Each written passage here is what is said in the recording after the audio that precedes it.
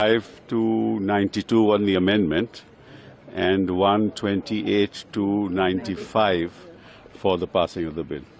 So in any case, they had the majority. They had it in the Lok Sabha, they have it in the Rajya Sabha. But you can see the division in the country, even in terms of the numbers, because there are substantial numbers which have opposed the bill. So this will have political implications, and especially in respect of political parties who have given the support to the BJP, because there's an election in Bihar coming. And of course it makes very little difference to the TDP because their elections are far away. But at least historically they will be remembered for having supported the bill. And that may have political repercussions in the long term.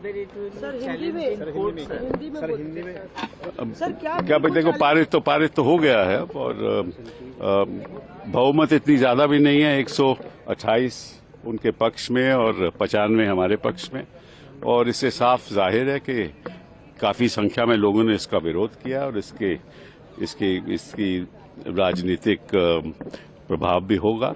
खासतौर पे अभी बिहार में election होने वाले हैं और वहाँ मैं समझता हूँ कि ऑपोजिशन को फायदा भी होगा।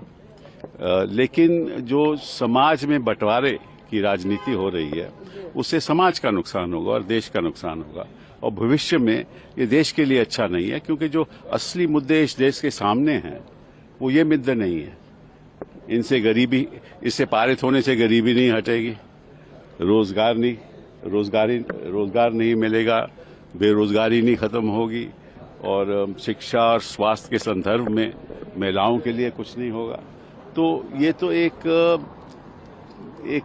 समझ लीजिए एक राजनीतिक षड्यंत्र है। किसी तरीके से ये रोज के रोज अब चर्चाएं होंगी, वक्फ की संपत्ति के प्रति विवाद पैदा होगा, रोज के रोज उसके बारे में अखबार में होगा, फिर डिबेट होगी और ये चलता रहेगा, और उनको ये समझते हैं कि इनको फायदा हो जाएगा, तो इसीलिए उन्होंने किया ये सब। Thank you.